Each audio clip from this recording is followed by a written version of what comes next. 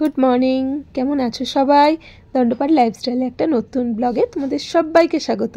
চলে এসেছি আজকে একটা নতুন ব্লগ নিয়ে।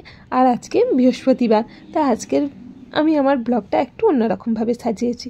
আজকে আমি দেখাবো বৃহস্পতিবার আমি কিভাবে আমার সিংহাসন পরিষ্কার করে মা লক্ষ্মীর আরাধনা করি। তো চলো আজকে এটাই তোমাদের সাথে শেয়ার করব। তো আজকে সিংহাসনের সমস্ত ঠাকুরগুলো নাবিয়ে আমি পরিষ্কার করে একটু ভিজে কাপড় দিয়ে মুছে নিই। আর সিংহাসনটাও ভালো করে পরিষ্কার করে নিয়ে একটা নতুন কাপড় পেতে দিই, কাপড়টাও চেঞ্জ করি। আর এটা বৃহস্পতিবারই আমি করি, কারণ সপ্তাহের অন্য দিনগুলো সবসময় সমান সময় হয় না। আর কি বলতো, মানে যেহেতু সমস্ত কিছুটা একটা হাউসওয়াইফ হিসাবে আমার রুম কিভাবে ক্লিন করি, আমার কিচেন কিভাবে ক্লিন রাখি, ঘরদোর কিভাবে কি রাখি, সমস্তটাই তোমাদের সাথে শেয়ার করি। তো আজকে ভাবলাম আমার ঠাকুর ঘরটা কীরকমভাবে কী রাখি, ঠাকুরের সিংহাসনটা কিভাবে কি রাখি সেটাও তোমাদের সাথে শেয়ার করি।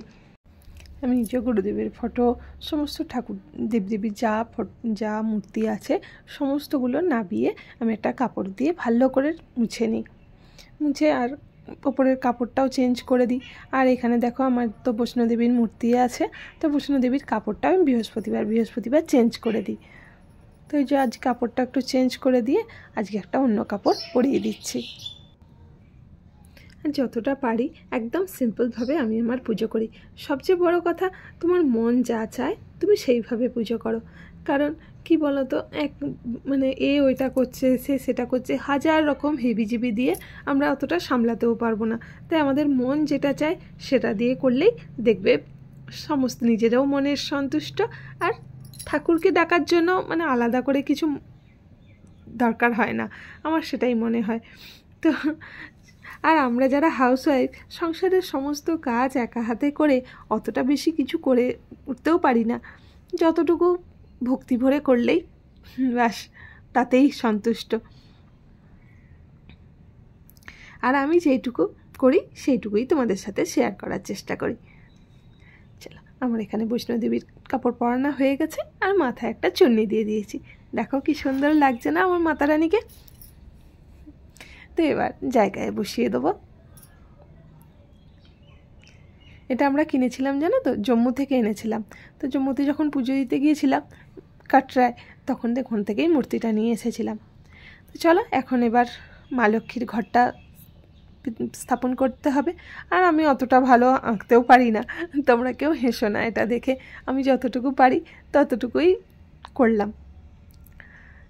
আর মা লক্ষ্মীর ঘরটা বসানোর জন্য আমি একটা এই যে প্লেট মতো নিয়েছি, আর এতে একটা টাকা দিয়ে রেখেছি। তো মা লক্ষ্মীর যদি কেউ পারো রুপোর টাকা, রুপোর কয়েনও রাখতে পারো। আর আমার কাছে রুপোর কয়েনটা নেই, তাই আমি 1 টাকার কয়েন আমি একটা মা লক্ষ্মীর ঘটে রাখার চেষ্টা করি। তো এই যে মা লক্ষ্মী এখানে ঘরটা বসাবো, তো এটাতেও একটুখানি সিঁদুর দিয়ে এঁকে দিচ্ছি, দিয়ে এর উপরে ধান দুল্প দিয়ে আমি ঘরটা বসাবো। যাদের মাটি, যদি কেউ পারো মাটিও দিতে পারো। যেহেতু এখন আমার এখানে তো মাটি দিইনি, আমি ওই ধান দুল্প দিয়ে বসাই।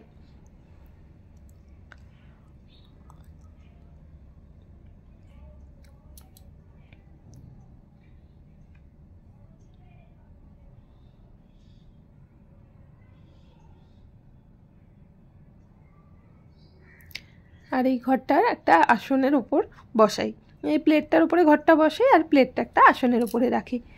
ধান দিয়ে দিয়েছিলাম, এবার একটু এই দুল্প দিয়ে দেবো, দিয়ে ঘটে একটু জল দিয়ে দেবো।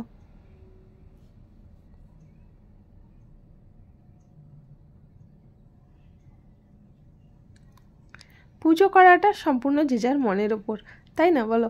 যে যেমন পাবে, যে যেমনভাবে ভক্তি করে ঠাকুরকে আরাধনা করতে পারবে, ব্যাস এটা যে যার ছাড় মতো। তো বলছি না আমি যে ঠিক তা বলছি না, আমারও অনেক ভুলভ্রান্তি হতেই পারে। তোমরা যারা বয়োজ্যেষ্ঠ দেখছো, তো তারা যদি কিছু মনে হয় আমার কোথাও ভুল আছে, তো প্লিজ সংশোধন করে দিও, কমেন্ট করে জানিও কোথায় কি ভুল হয়েছে, আমি সেটা পরে ঠিক করে নিতে পারবো। তো আমি যেটুকু জানি সেটুকুই তোমাদের সাথে শেয়ার করলাম। আর এই যে এখন একটা আমের পল্লব নিয়ে নিয়েছি, এটাতে তো বিজোড় সংখ্যা আমের পল্লব নিতে হয়, আমি এতে 7টা নিয়েছি, বা কেউ 5টা 9টা এরকম বিজোড় সংখ্যা হিসাবেও নিতে পারো।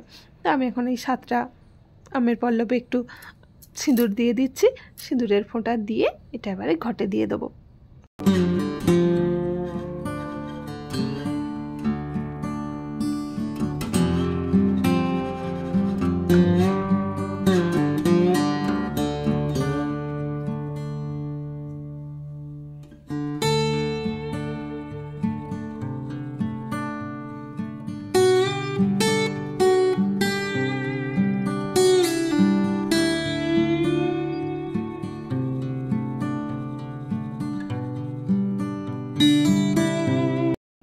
এবার দিয়ে দেবো এতে একটা সুপারি, একটা গোটা সুপারি লক্ষ্মীর ঘটে দিয়ে দেবো, কারণ লক্ষ্মী পুজোয় হচ্ছে সুপারি, আমের পল্লব, পান এগুলো হচ্ছে মাস্ট, লাগেই একদম। তো এই যে সুপারি দিয়ে দিয়েছি, এবার দেবো একটা পান পাতা আর একটা কলা। তো পান পাতাতে একটু সিঁদুরের ফোঁটা লাগিয়ে নেব।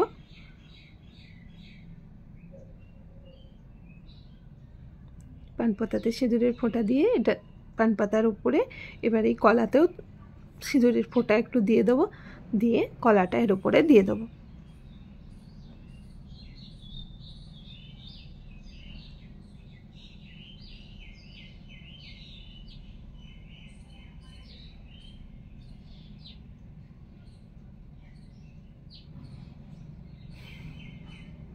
এবার মাকে একটা রজনীগন্ধার মালা পরিয়ে দেবো।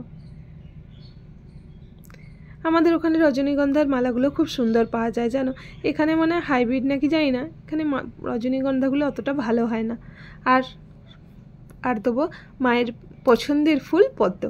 তো প্রত্যেক বৃহস্পতিবার আমি এই পদ্ম ফুলটা মায়ের দেওয়ার চেষ্টা করি, কারণ লক্ষ্মীনারায়ণ মানেই হচ্ছে পদ্ম ফুল দুজনেরই খুব পছন্দের ফুল। তো এই কারণের জন্য লক্ষ্মীর পুজোর দিন আমি পদ্ম ফুলটা আনার চেষ্টা করি। তো চলো এখন পদ্ম ফুল দিয়ে মায়ের ঘরটা বসিয়ে দিয়েছি যথাস্থানে। তো এবার পুজোটা সেরে নিই। সবার পুজোর ধরন ধারণ এক হয় না, বললাম প্রথমেই, যে যেভাবে মাকে ডাকতে পারো, যে যেভাবে পুজো করো, তো সেটা যে যার মনের ব্যাপার। বললাম না, মন সন্তুষ্ট হলে দেখবে সব সন্তুষ্ট। আর মায়ের লক্ষ্মীবার মানে বৃহস্পতিবার দিন বেলপাতাটা খুব প্রয়োজন।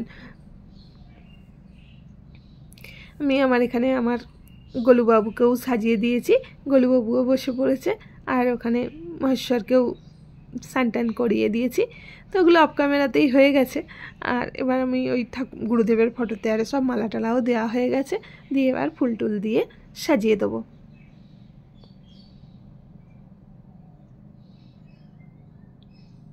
আর বৃহস্পতিবার দিন দেখবে একটু অন্য দিনের তুলনায় একটু টাইম লাগেই, কারণ এই সিংহাসন টিংহাসন পরিষ্কার করার থাকে, সমস্ত ঠাকুর নাবিয়ে পরিষ্কার করা, লক্ষ্মী মায়ের ঘট বসানো, এসব সমস্ত কিছু জন্য একটু টাইম হাতে লাগেই।